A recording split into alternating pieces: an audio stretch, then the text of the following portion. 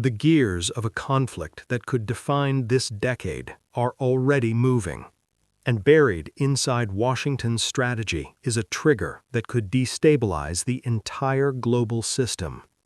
This didn't start on a stage or in front of cameras. It started in a private room you were never meant to know about. Pay attention. This isn't rumor or political noise. This is the buildup to a calculated military gamble. And the key figure isn't a politician. It's a strategist. Shlomo Binder, head of Israeli military intelligence. The man who controls Israel's most sensitive assessments. He recently met with Donald Trump. Not for ceremony. He arrived with a classified dossier, outlining scenarios, outcomes, and risks.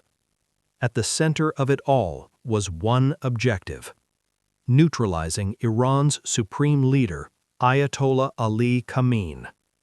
Immediately after that meeting, Trump made it public. The United States is actively preparing for action against Iran. Tehran responded just as directly. Any strike will be answered with force. But this isn't about long-range missiles.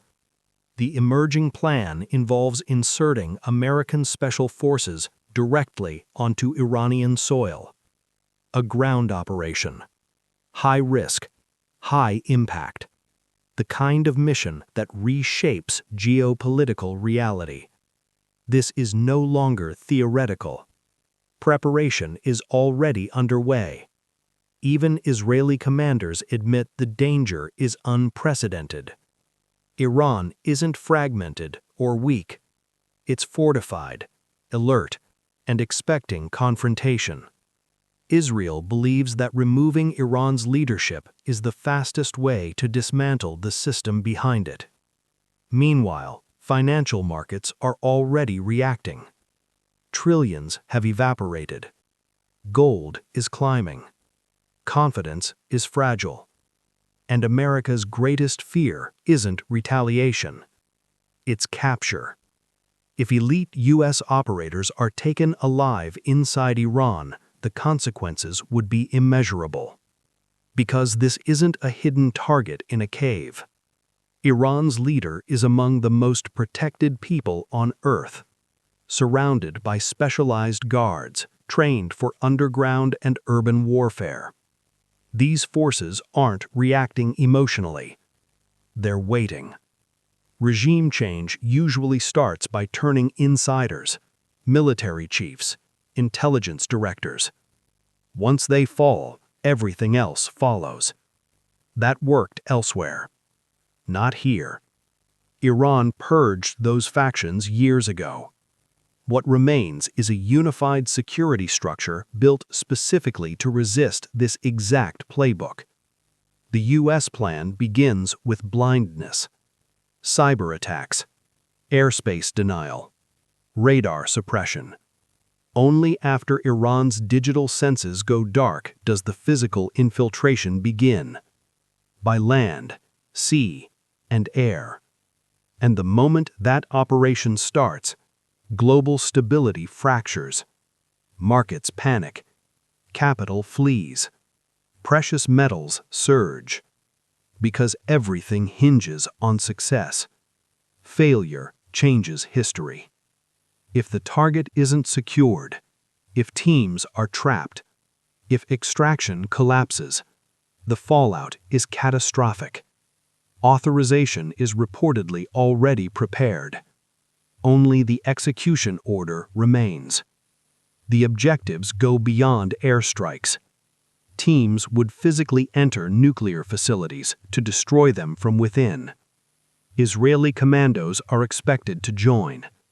And the hardest target of all is Iran's missile network, buried too deep for bombs. Only boots on the ground can dismantle it.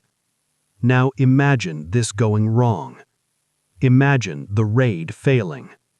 Instantly, the signal goes global. American power has been checked. Markets crash harder. Gold becomes uncontrollable. Captured personnel turn into strategic leverage. Carrier groups move into position. Iran is encircled. This is no longer signaling. It's siege. Behind the scenes, regional powers are begging for restraint. Iran hinted at limited flexibility on nuclear issues, but their official message was clear. They will not negotiate under pressure.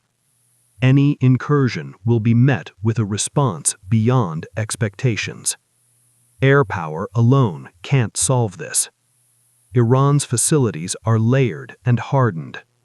Remote destruction won't work. That's why this plan requires physical insertion. Israeli leadership has argued this for years.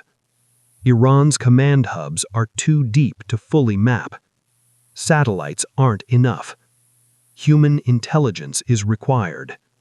But there's a problem. Only two people truly matter inside Iran's defense structure: the military chief and the intelligence director. Compromise them, and everything collapses. Iran knows this. Their preparations are complete. They're not reacting. They're anticipating.